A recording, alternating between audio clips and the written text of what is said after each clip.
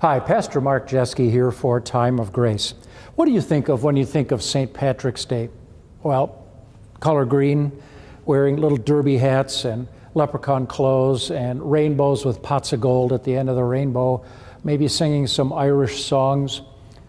What do you think of when you think of St. Patrick's Day? Does it go any deeper than that? Is it just an excuse for a little fake Irish culture once a year and an invitation and excuse to drink some green beer and go to a party and horse around with your friends?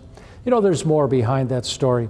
A little while ago, I was reading in the Bible, in the book of Genesis, in my personal devotions, and was reading the story of Joseph. The last half of the book of Genesis has those extraordinary stories, and one really telling paragraph is in Genesis 37, when the Midianite merchants came by. Those were like Bedouins or travelers, merchant travelers in the desert. His brothers, Joseph's brothers, pulled him up out of the cistern, it's a water pit, and sold him for 20 shekels of silver to the Ishmaelites. It's another term for these caravan traders. And they took him to Egypt.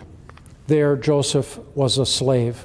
And then very soon, he was an ex-slave. He was actually thrown into a dungeon under false charges of sexual assault. And it was in that miserable period in his life where God, first of all, taught him some humility, and then used as a platform for him to be of extraordinary value, not only to his own family, but to that entire corner of the Middle East, of the Mediterranean world. And you know what? If you do a little digging in the story of Patrick, you will see that he was a real person. This isn't some fictitious person. Patrick was a British person living in the border, near what is today the border between Scotland and England. And he was actually kidnapped by Irish raiders and taken back to Ireland, a place that was pretty wild, and at that time, Christianity had not yet come. And he was forced to work as a slave, as a shepherd slave, while he was in his late teens.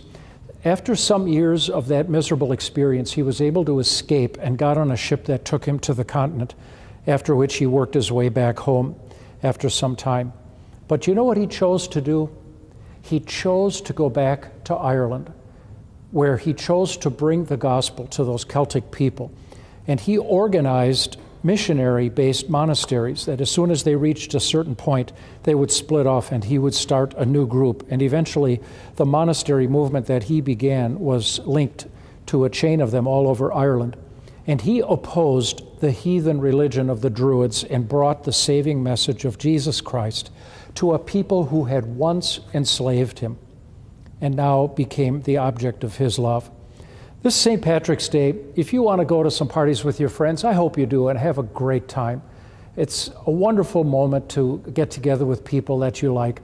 And truly, the Irish culture has so many treasures, such amazing dance, such incredible music. I hope that you can enjoy a little bit of the culture.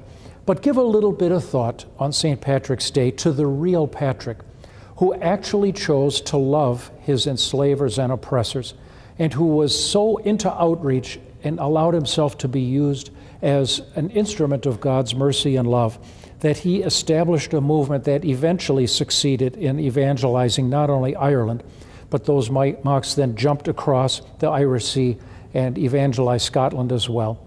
And let it also be kind of inspirational story for you personally, that even in your lowest points in your life, when God allows you to be busted down very low, when you're in a lot of pain, when things look really dark, it may just be that God is preparing a platform for you to render some extraordinary service to Him and to the church.